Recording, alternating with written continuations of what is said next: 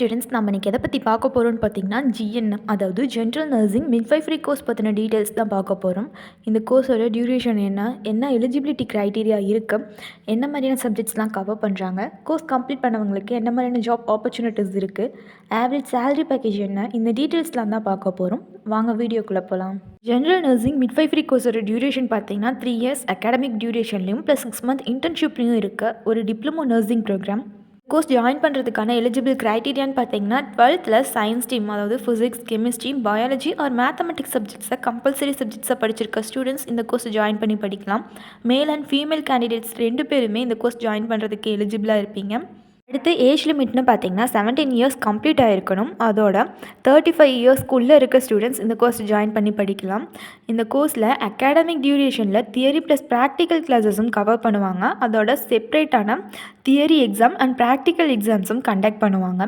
இந்த கோர்ஸோட கெரிக்குலமில் என்னென்ன சப்ஜெக்ட்ஸ்லாம் கவர் பண்ணுறாங்கன்னு பார்த்தீங்கன்னா behavioural science, bio science, child health nursing, anatomy, community health nursing மாதிரியான இன்னும் சில சப்ஜெக்ட்ஸ் எல்லாமே கவர் பண்ணுவாங்க.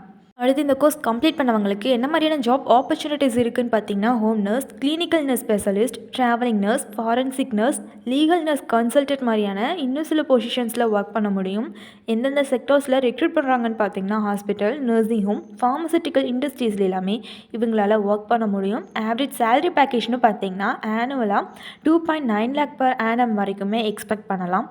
போல் இந்த கோர்ஸ் பற்றின ஃபர்தர் இன்ஃபர்மேஷன்ஸ் தெரிஞ்சுக்கணுன்னா ஸ்க்ரீனில் தெரியிற நம்பருக்கு கால் பண்ணி டீட்டெயில்ஸ் தெரிஞ்சுக்கோங்க. இதுவரை சொன்ன இன்ஃபர்மேஷன் யூஸ்ஃபுல்லாக இருந்தால் சேனலை சப்ஸ்கிரைப் பண்ணிக்கோங்க. தேங்க்ஸ் ஃபார் வாட்சிங்.